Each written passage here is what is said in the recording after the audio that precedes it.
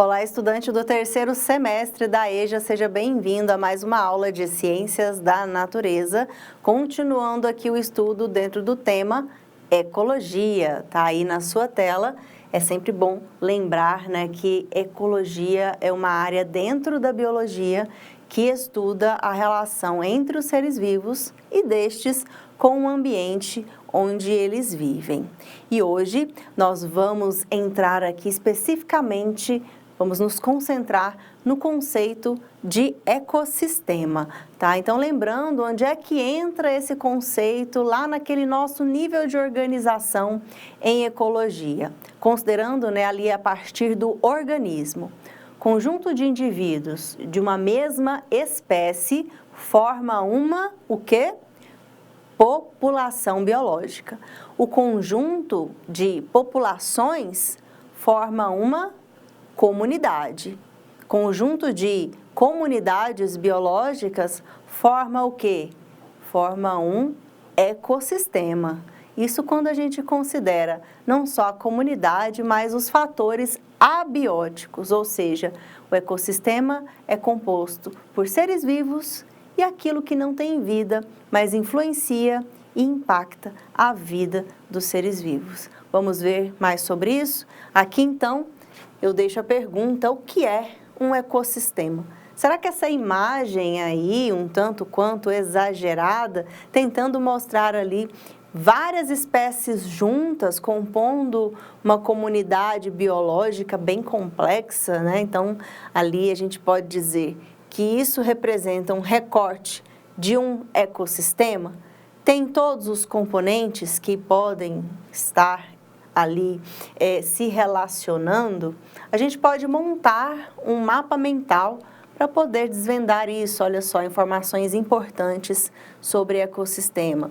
Deixa eu ativar aqui a minha caneta para começar aqui então o nosso tema central, o ecossistema. O que é isso, né? A gente pode definir como conjunto de comunidades que vivem em um determinado local, interagem entre si, o meio ambiente, né? Então, a gente vai ter as comunidades, mas não só as comunidades. As comunidades são os fatores bióticos e os componentes de um ecossistema englobam também os fatores abióticos, aqueles que não são seres vivos, como luz, água e o solo. E o ecossistema, ele forma a biosfera, conjunto de ecossistemas, né? Que é a totalidade de onde nós vamos encontrar seres vivos.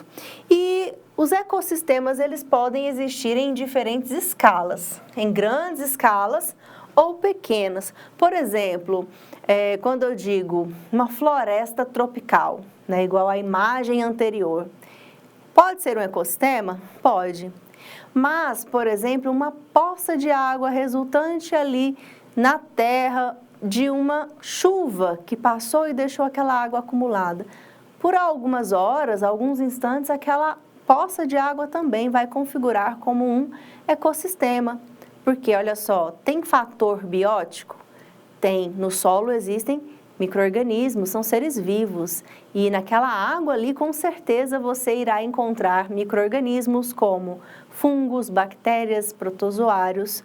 E tem o fator abiótico? Tem a própria água, a luz, né? Então, são fatores que estão influenciando ali a vida daqueles seres vivos, mesmo que por um breve momento, né? Tem ecossistemas que são mais duradouros do que outros. Então, resumidamente, a gente pode dizer que um ecossistema pode ser definido como um conjunto de comunidades que vivem em um mesmo local e que interagem entre si e com o meio em que vivem. E estas interações, elas têm o objetivo de manter o sistema estável, equilibrado e, acima de tudo, autossuficiente. É aquele famoso equilíbrio da natureza que a gente procura, né, para que tudo que existe ali no ecossistema seja suficiente para a manutenção da vida e dos recursos que estão sendo ali utilizados. E esse termo, né, ecossistema, ele foi criado pela primeira vez no ano de 1935 por um cientista que era um ecólogo, Arthur George Tansley, e ele foi um pioneiro da ecologia, no caso da ecologia vegetal, e desde então esse termo vai se tornar parte integrante do vocabulário científico acadêmico, além de ser facilmente compreendido por pessoas que são leigas também no assunto, né? Quando você ouve esse termo ecossistema, né? Você já consegue até mesmo aplicá-lo em outras áreas da sua vida, né? Então, extrapolando aí os significados da ecologia. Exemplos de ecossistemas que eu trago aqui.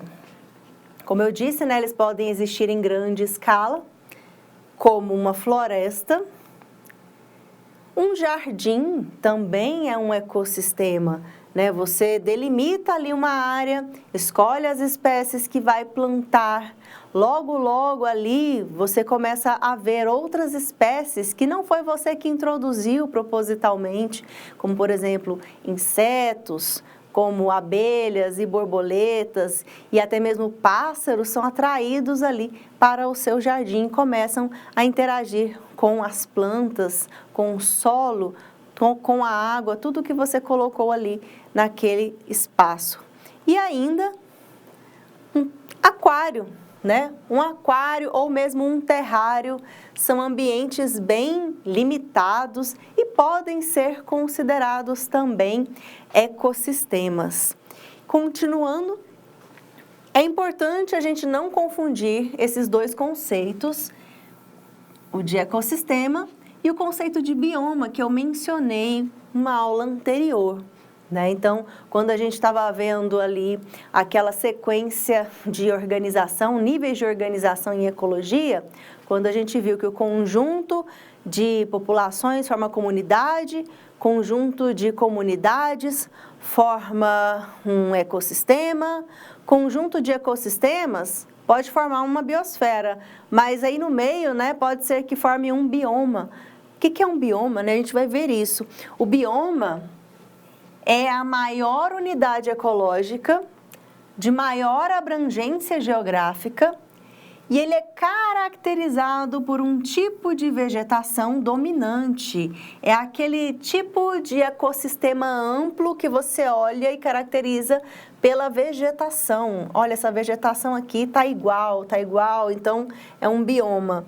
Enquanto que o ecossistema é uma unidade ecológica de menor dimensão, que considera as inter-relações entre os seres vivos. Se a gente for colocar aqui em ordem, olha só, novamente, né, o nível de organização do indivíduo para a biosfera.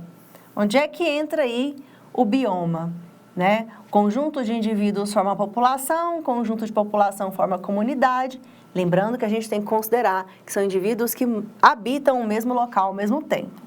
Conjunto de comunidades formam um ecossistema, aqui o exemplo é um ecossistema aquático, e esse ecossistema pode formar um bioma, o bioma que é caracterizado justamente por um determinado tipo de vegetação dominante. E todo local onde existe vida é, assim por fim, a biosfera.